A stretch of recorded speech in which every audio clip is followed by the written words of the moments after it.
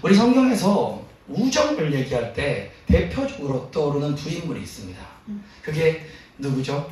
다윗과 요나단. 예, 그런 찬양 시시험도 있죠. 맞습니다. 다윗은 사울을 이은 2대 왕이고 이스라엘의, 요나단은 그 사울의 아들입니다. 그런데 아이러니하게도 이 사울 왕은 다윗에게 질투를 느껴서 다윗을 계속 죽이려고 했습니다. 그런데 그 아들인 요나단은 다윗을 너무나도 사랑했습니다.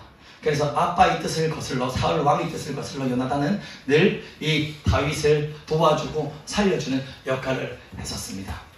그런데 결국 요나단은 그 블레셋과 이스라엘의 전쟁 가운데 요나단과 사울은 하늘나라시에 죽고 말았습니다. 그리고 다윗은 요나단의 죽음을 소식을 들었습니다.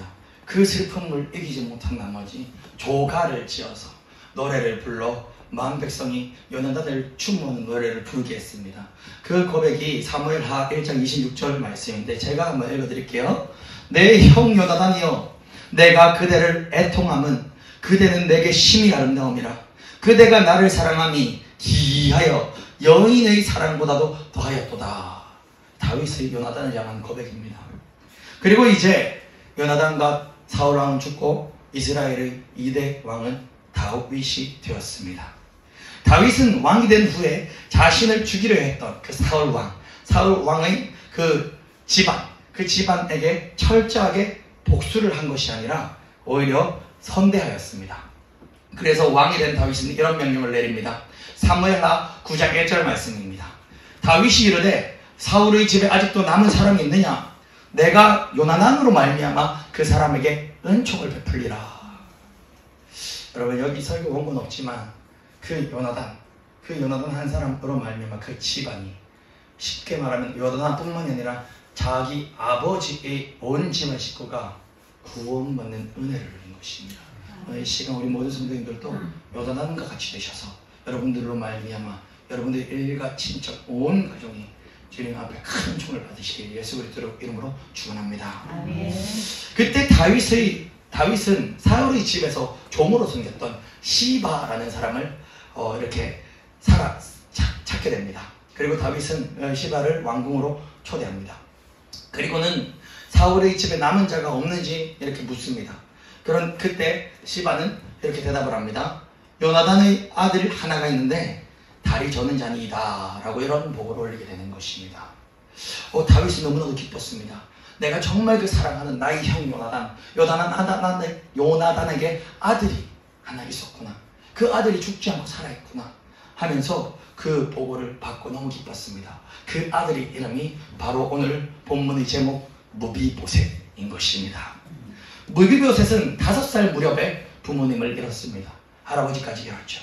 그리고 그때 급히 유모가 무비보셋을 들쳐안고 피난을 가다가 떨어뜨리는 바람에 그 5살부터 장애를 입게 됐습니다. 2 다리를 절게 되었던 것입니다. 그 후로는 로드발의 암미엘의 아들 마길의 집에서 요나단은 숨어 살았습니다. 왜냐하면 요나단이 아니라 무비보셋은 다윗이 자기에 대해서 어떻게 생각할까 몰랐기 때문이죠. 사실 굉장히 두려웠죠. 왜냐하면 사울 왕이 다윗에게 어떻게 했는지를 너무 잘 알고 있으니까 이건 잡히면 무조건 죽는다 라는 두려움이 너무나도 컸습니다. 다윗 왕은 자신의 가장 친한 친구였던 요나단의 아들이 생존해 있음을 보고받고는 그 무비보셋을 왕궁으로 초대하게 되는 것입니다. 그때 무비보셋은 다윗 왕 앞에서 벌벌 떨면서 엎드려서 이런 고백을 하는 것입니다. 다윗 왕이여, 이 종이 무엇이기에 왕께서 죽은 개같은 나를 돌보시나이까? 이것이 바로 사무엘하 9장 8절에서 나오는 요나단의 고백, 무비보셋의 고백인 것입니다. 하지만 다윗은 그 무비보셋을 자식처럼 여겼습니다. 그리하여 다윗은 사울의 시종 그 시바를 불러서 사울과 그의 온 집에 속한 것은 다 지금 살아있는 무비보셋에게 줘라. 그리고 너 시바, 너는 욕하는 거 아닙니다. 네, 이름을 좀 안 부르고 싶은데 이게 성경에 그렇게 적혀있어요. 네, 평생에 이 무비보셋을 잘 섬겨라. 그리고 이 시바에게도 많은 것을 줬어요.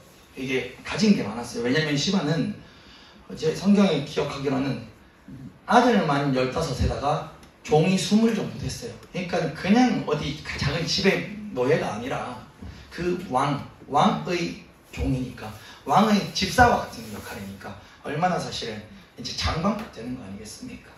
예, 그런데 이제 다윗은 이 시바에게 무비보셋을 이제 섬길 것을 명하고 사울 왕 때 가졌던 모든 것을 무비보셋에게 준다. 이게 얼마나 이게 큰 은혜인 것입니까?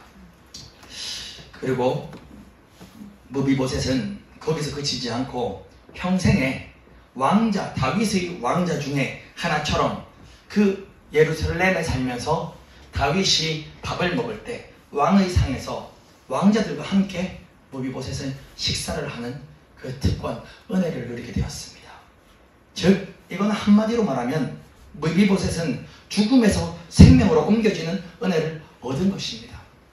마치 우리가 예수 그리스도로 말미암아 죽은 개만도 못한 우리 인생에서 구원받아 하나님의 아들이라는 권세를 얻은 것처럼 무비보셋도 그러한 은혜를 입은 것입니다. 그리고 세월이 한참 지났습니다. 다윗이 이스라엘을 통치한 지 이제 약 한 30년쯤 되었을까요? 그때 다윗 인생에서 가장 위험한 순간이 찾아옵니다. 바로 그의 아들 압살롬이 쿠데타를 일으켜서 다윗은 자기 왕궁에서 피난을 가야 하는 상황에 이르게 되었습니다.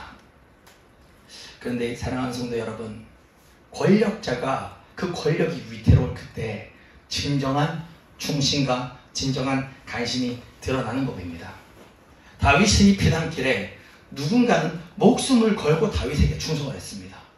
또 다윗의 피난길에 누군가는 이제 다윗의 통치가 막을 내린 줄 알고 그 피난가는 다윗을 조롱하고 저주하는 사람들도 있었습니다. 또 누군가는 다윗이 피난가는 이때가 바로 자기가 성공할 수 있는 기회라 생각하여서 도망치는 다윗을 향해서 간사하게 정말 사랑해서가 아니라 음식 같은 것을 베풀면서 그 위기 순간에 자기가 한 자리 차지해보겠다 하는 그런 간신들도 드러나는 법입니다. 그렇다면 오늘 본문에 등장하는 무비보셋, 그는 과연 어떤 사람이었을까요? 오늘 무비보셋을 통하여 하나님께서 우리에게 바라시는 자세가 무엇인지 우리 함께 나누도록 하겠습니다. 첫 번째, 무비보셋의 충성입니다. 주인의 고난에 동참하다. 무비보셋은 다윗의 피난길 가운데 참으로 충성하였습니다. 원래 무비보셋은 원래 다윗의 피난길에 동참하려 했습니다. 다윗과 함께 가려고 그랬습니다. 그리하여서 나귀에다가 안장을 실어놓고 이렇게 준비를 하는데, 안장 실어놓고 어제 안방에 배낭 안 넣고 왔네 하면서 안방 가서 배낭을 가지러 딱 가는데 그때 그를 섬기는 시바, 그러니까 이름이 시바예요. 네, 나귀를 탈취해서 그리고 먹을 걸 잔뜩 챙겨가지고 무비보셋은 다리를 절어서 뛰어서 쫓아가지도 못해요. 탈취해서 다윗 왕에게 쫓아가는 것입니다. 그리고 다윗에게 왕이시여 왕이시여, 이 피난길에 왕과 왕의 종들이 먹으라고 제가 이렇게 많은 음식을 나귀에 실어서 가져왔습니다. 왕이시여 잡수소서 하고 드리니까 왕이 얼마나 다윗 왕이 기특하겠어요. 야, 이때 충신과 간신이 드러나는 법인데 이 시바는 정말 충신이구나 하면서 다윗 왕이 흡족하면서 근데 무비보셋은 어디 있느냐라고 묻습니다. 그때 이 시바가 뭐라고 대답을 하냐면, 무비보셋은 왕이시여 이때에 예루살렘에서 왕이 되려고 하나이다. 지금 다윗 왕이 엄청나게 어려운 시기니까 지금 사울 왕의 정통성 있는 그 계보를 잇는 사람은 무비보셋밖에 없으니 무비보셋이 이때 다윗 왕의 자리를 탐하려고 하나이다. 이렇게 보고를 해버리는 것입니다. 말도 안 되는 일이죠. 그렇게 무비보셋은 시바에게 배신을 당하였습니다. 다윗 왕은 그 보고를 듣고 어떤 마음이었겠습니까? 이야, 내가 정말로 무비보셋을 아들처럼 여겼건만, 우리 그 전 백성 중에 무비보셋처럼 내가 특혜를 주고 아들처럼 여기는 자는 없었건만 참으로 배신감을 느끼는구나 하면서 다윗은 배신감을 느끼고 시바한테 무비보셋의 모든 재산을 너가 다 가져라 라고 어명을 내리는 것입니다. 그렇게 무비보셋은 누명을 썼습니다. 그리고 다윗 왕을 쫓아가지도 못했습니다. 그 후 무비보셋은 어떻게 살았을까요? 우리 오늘 본문 말씀에 있습니다. 24절 한번 함께 읽어볼까요? 왕이 떠난 후 무비보셋이 어떻게 살았는지 한번 함께 읽겠습니다. 사무엘하 19장 24절입니다. 왕이 떠난 후 무비보셋이 어떻게 살았는지 사무엘하 19장 24절. 네, 우리 함께 한번 읽어보겠습니다. 시작. 사울의 손자 무비보셋이 내려와 왕을 맞으니 그는 왕이 떠난 날부터 평안히 돌아오는 날까지 그의 발을 맵시내지 아니하며 그의 수염을 깎지 아니하며 옷을 빨지 아니하였더라. 아멘. 네, 무비보셋은 발을 맵시내지 아니하며 수염을 깎지 아니하며 옷을 빨지 아니했습니다. 언제까지요? 다윗 왕이 떠나고 돌아올 때까지요.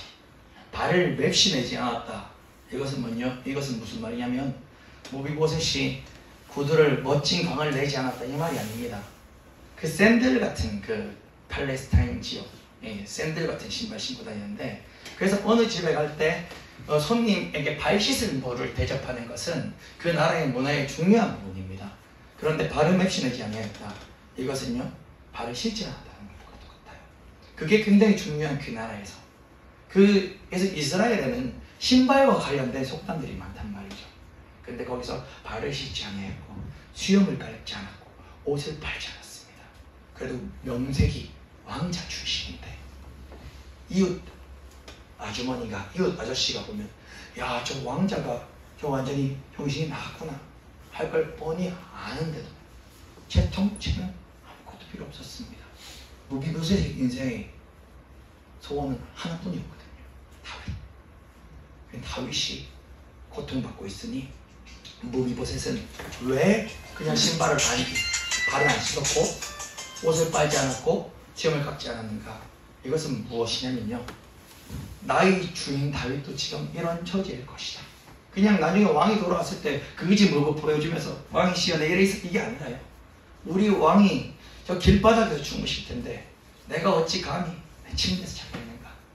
우리 다윗 왕께서 얼마나 피난길 가운데 샤워하기 힘들고 고통받으실 텐데 내 주인이 그런데 어찌 그 주인에게 은혜를 받아 죽은 개만도 못한 나를 살려주신 우리 주인이 고통받는데 내가 어찌 내가 두 발 뻗고 잘 수 있겠는가? 내가 어찌 신을 벗을 수 있겠는가? 제 상상에는요, 신을 안 벗었을 것 같아요. 왕의 고난에 동참하여. 사실 무비보셋은 정말로 이 기회를 이용해서 왕권을 찬탈할 수 있었습니다.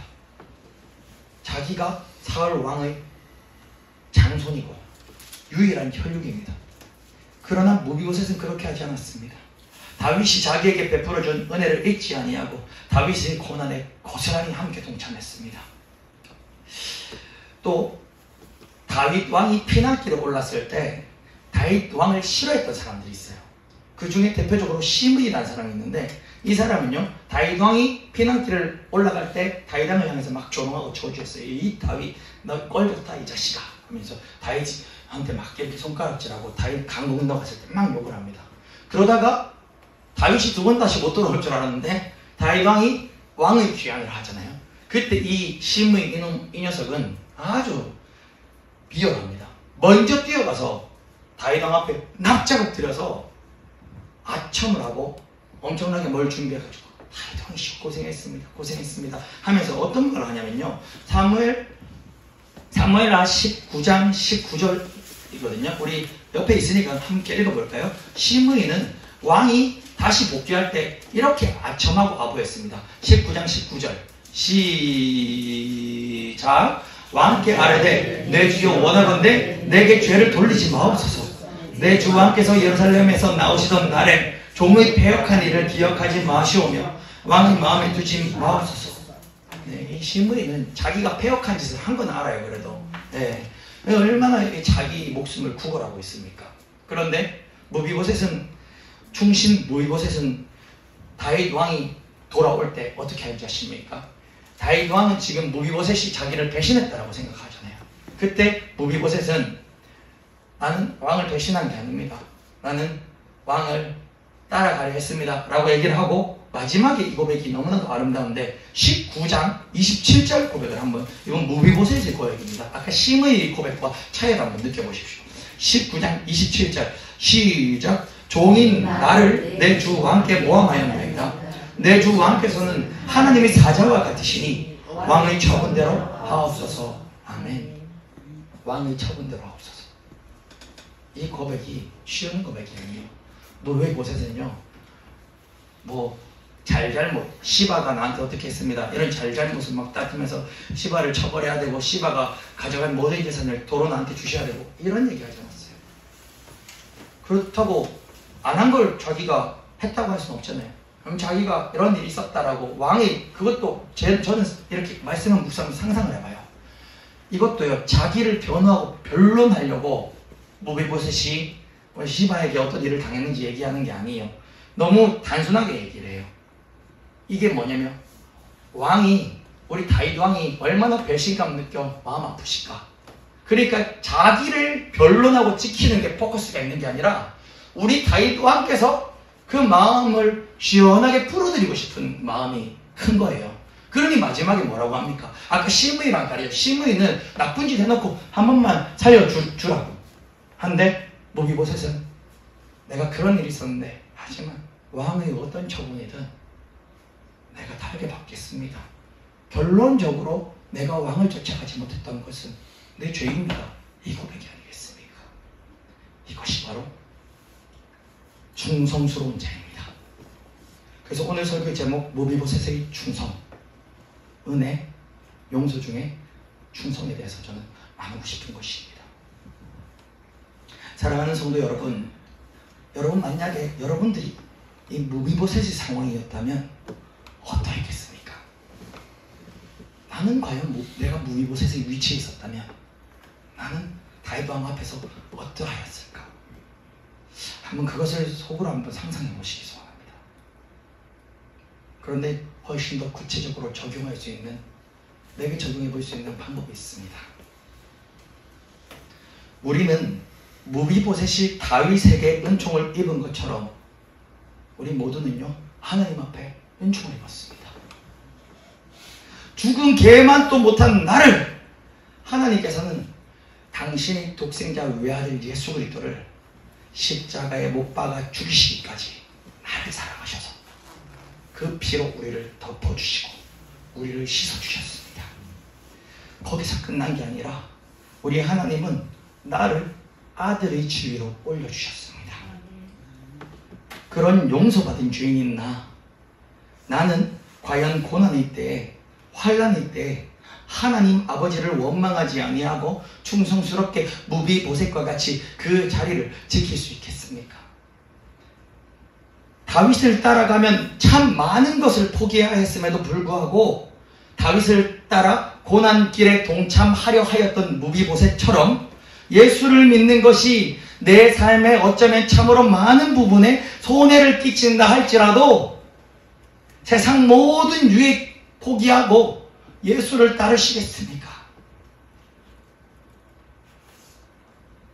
우리나라는 정말 예수 믿기 좋은 나라지만 저기 북한이나 그 옛날 러시아 공산 시절 그 러시아에서 신앙을 지키는 것은 목숨을 걸어야 되는 일이고 순교를 각오해야 되는 일인데도 불구하고 자기 목숨을 걸고 신앙생활했던 그들처럼, 무비보셋처럼 우리도 예수를 그리 따르시겠습니까?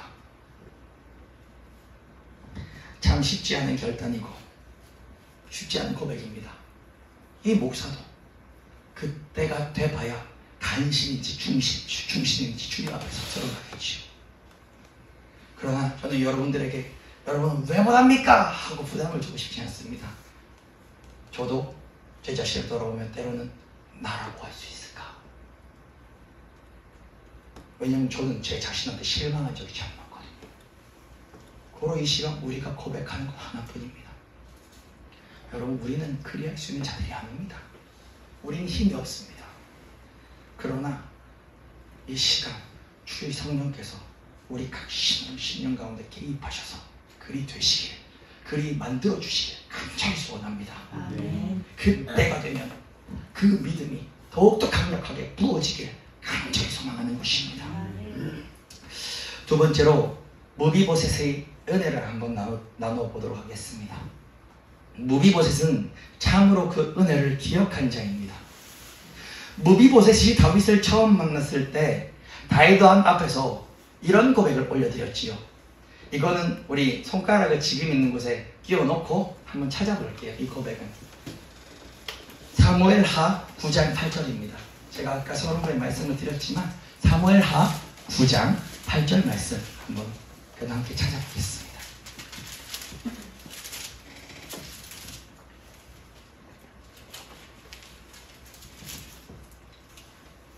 우리 한 목소리로 사무엘하 9장 8절 말씀 읽겠습니다. 시작. 그가 절하여 이르되 이 종이 무엇이기에 왕께서 죽은 개 같은 나를 돌아보시나이까 하니라.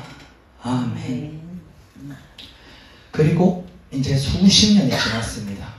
그리고 무비보셋은 여전히 그 고백이 변하지 않았어요. 변하지 않은 무비보셋의 동일한 믿음과 고백. 사무엘하 19장 28절입니다. 사무엘하 19장 28절 또 한 목소리로 함께 읽겠습니다. 시작. 내 아버지의 온 집이 내 주 왕 앞에서는 다만 죽을 사람이 되지 아니하였나이까.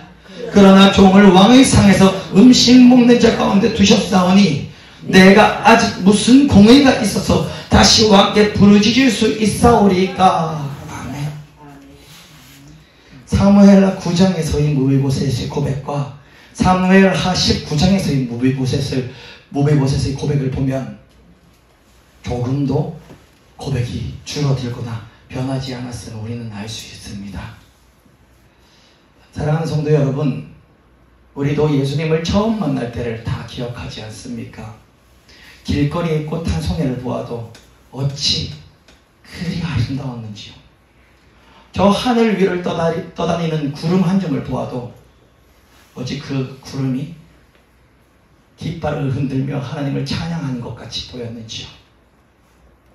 우리는 그때 예수 십자가의 피의 공로에 감격하여 몸둘 바를 모를 기쁨이 우리에게 차고 흘러 넘쳤었습니다. 그러나 사랑하는 성도 여러분, 은혜는 받는 것보다 유지하는 것이 훨씬 어려운 일인 것입니다. 왜냐하면 우리도 그때 처음 주님을 만났을 때의 감격을 어느덧 많이 잃어버렸기 때문입니다. 그런데 오늘 이 말씀에서 무비보셋은 처음 고백이 나중 고백과 같은 자였습니다. 아니요, 어쩌면 이 무비보셋은 처음 고백보다 나중 고백이 훨씬 더 큰 자였습니다. 어찌 그럴 수 있습니까? 자신이 누리는 이 구원이 자신의 공로가 전혀 없다는 것을 무비보셋은 너무나도 잘 기억하였기 때문입니다. 그래서 19장에서 내가 아직 무슨 공의가 있어서 다시 왕께 부르짖을 수 있사오리까 라는 무비보셋의 고백, 그 고백을 보면 무비보셋의 마음을 알 수 있는 것입니다. 사랑하는 성도 여러분, 우리가 무슨 공의가 있어서 우리가 천국 백성이 되겠습니까? 우리는 아무 공로 없습니다. 에베소서 2장 8절, 너희는 그 은혜에 의하여 믿음으로 말미암아 구원을 받았으니 이것은 너희에게서 난 것이 아니요 하나님의 선물이라. 오직 예수 그리스도의 피로 된 것입니다. 자격 없는 자에게 예수께서 당신의 피와 살을 주시며 우리에게 자격을 주신 것입니다. 우리가 공의가 없음을 알고 오직 예수 그리스도의 공로로 된 것임을 기억할 때 우리는 은혜를 잃어버리지 않을 수 있는 것입니다. 우리 마음이 높아지고 우리의 의가 높아지면 우리는 은혜를 잃어버리기 마련입니다. 또한 무비보셋은 날마다 다윗의 상에서 왕자들과 함께 식사를 하면서 그 은혜를 가슴에 새겼던 것 같습니다. 무비보셋과 함께 식사를 하는 자리에 있었던 자들은 전부 다윗의 핏줄이요 다윗의 아들들이고 왕자들이었습니다. 그런데 그 중 무비보셋만 유일하게 다윗의 핏줄이 아님에도 왕의 선택으로 그 자리에서 함께 식사를 하였습니다. 이 말은 무비보셋에게 그 왕의 식탁 자리는 당연한 자리가 아니었다는 것입니다. 그것은 100% 전적으로 다윗 왕의 선택으로 받은 은혜였다는 것입니다. 다른 아들들은 당연한 자리였어요. 왜냐? 우리 아빠가 다윗이니까. 근데 무비보셋은 당연한 자리가 아니었어요. 그것은 100% 다윗의 선택으로 받은 은혜였다는 것이죠. 여러분, 예수님이 하나님 보좌 우편에 앉아 계시는 것은 당연한 것입니다. 왜냐하면 예수님은 하나님의 독생자 외아들이기 때문입니다. 그러니 마치 다윗의 아들들이 왕의 식탁에서 밥을 먹는 건 당연한 것처럼 예수님이 하나님 보좌 우편에서 계신 건 당연한 것입니다. 그런데 저와 여러분들이 예수님의 죽으심과 부활로 이제 우리는 새 생명을 얻었습니다. 우리는 새 생명을 얻은 것에서 끝난 것이 아닙니다. 예수님이 부활 승천하실 때 우리를 살리시고 일으키시고 그리고 우리를 높이셨습니다. 하나님 보좌에 우리를 높이셨습니다. 고로 우리가 그 자리에 있는 것은 무비보셋처럼 당연한 게 아니라 100% 하나님의 선택이고 그것은 은혜인 것입니다. 요한복음 15장 16절 너희가 나를 택한 것이 아니요 내가 너희를 택하여 세웠나니 이는 너희로 가서 열매를 맺게 하고 또 너희 열매가 항상 있게 하여 내 이름으로 아버지께 무엇을 구하든지 다 받게 하려 하시니라. 아멘. 오로지 예수 그리스도의 택정하심으로 우리는 사망에서 생명으로 옮겨진 자들이고 하늘 보좌에 앉혀진 자들입니다. 이 은혜를 잊지 않는 우리 성령교회 성도님들 되시기를 예수 그리스도의 이름으로 축원합니다. 아멘. 마지막 세 번째는 무비보셋의 용서입니다. 이 말씀에서 목사님 용서가 어디 있습니까? 다윗은 전적인 은혜로 구원받은 무비보셋, 다윗의 전적인 은혜로 무비보셋은 구원받았습니다. 그런데 무비보셋은 자신에게 악행을 저지른 원수가 있죠. 그 원수를 용서하였습니다. 무비보셋의 철천지 원수가 누구입니까? 네, 이름하여 제가 얘기 안 합니다. 네, 그 이름. 평생 무비보셋의 가문에서 종로로 하던 시바는 무비보셋 덕분에 잘 먹고 잘 살았습니다. 아들만 15명에 종이 20명에 이르렀습니다. 부족함이 없는 자였습니다. 그럼에도 그는 비열하게 무비보셋을 속이고 그 무비보셋의 모든 것을 다 빼앗아 버렸습니다. 재물만 빼앗은 것이 아니었습니다. 재물까지 거 빼앗을 수 있죠. 세상에 사기꾼 얼마나 많습니까? 근데 시바는 정말로 빼앗지 말아야 할 걸 빼앗았습니다. 무비보셋에서 다윗을 빼앗았습니다. 무비보셋에서 다윗을 빼앗은 것은 누군가 여러분이 가장 소중히 여기는 자식이나 여러분이 가장 소중히 여기는 부모를 죽인 것보다도 더한 일입니다. 돈을 빼앗은 사람은 세상 사람들도 용서를 해요.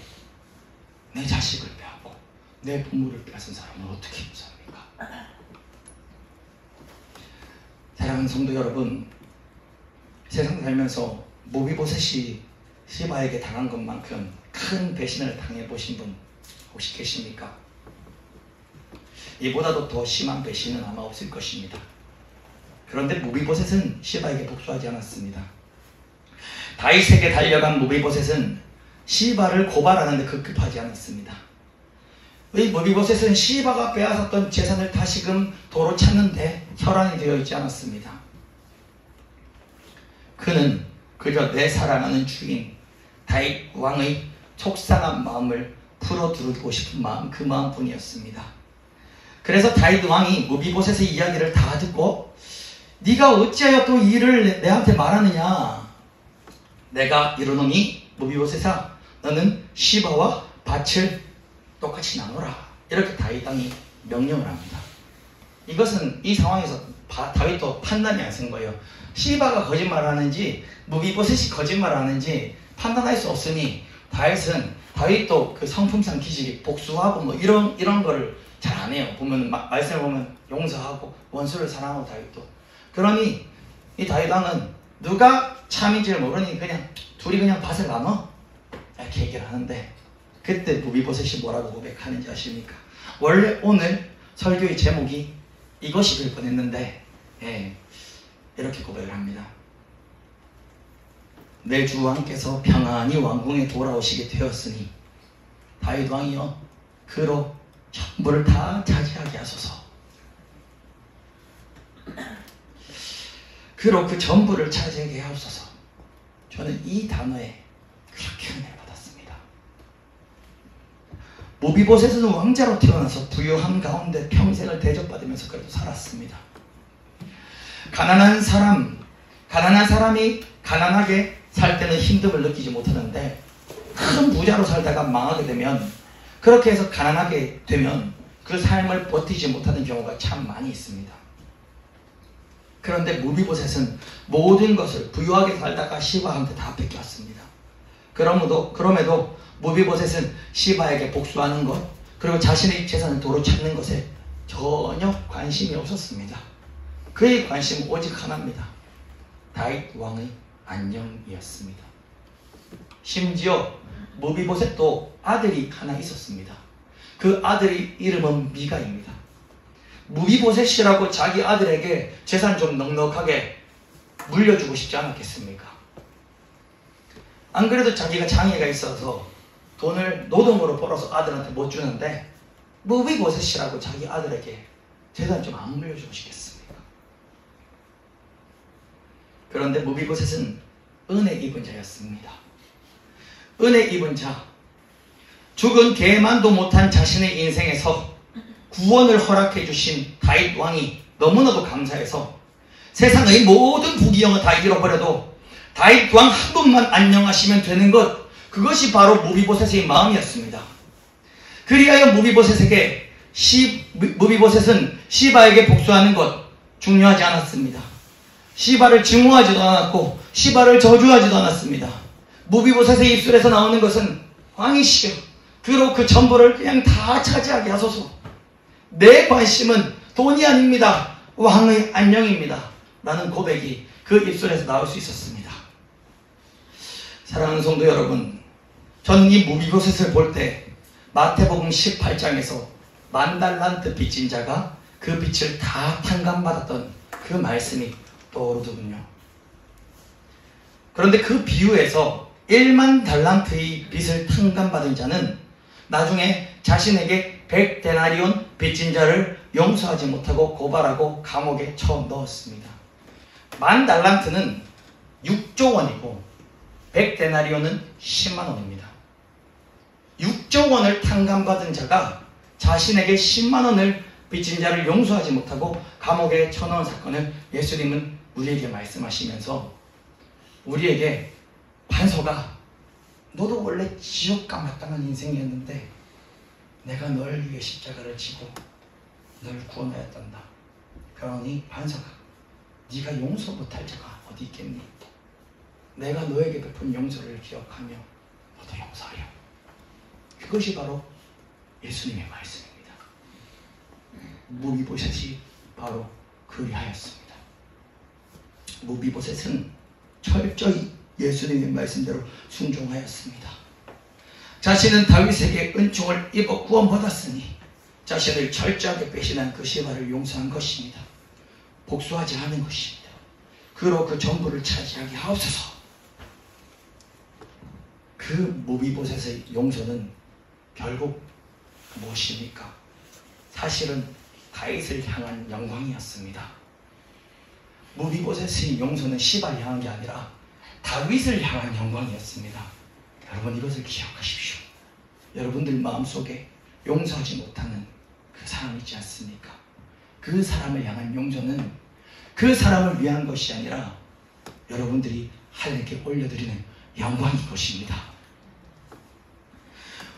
우리가 100데나리온 빚진 자들을 용서할 때 그 영광은 오롯이 하나님께서 모두 취할 것입니다. 말씀을 정리하도록 하겠습니다.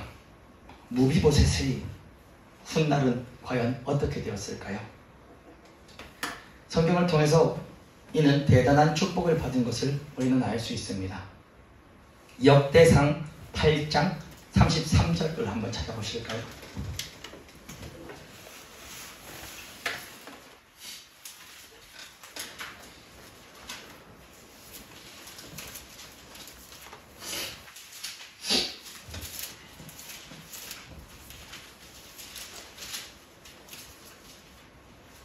역대상 8장 33절입니다.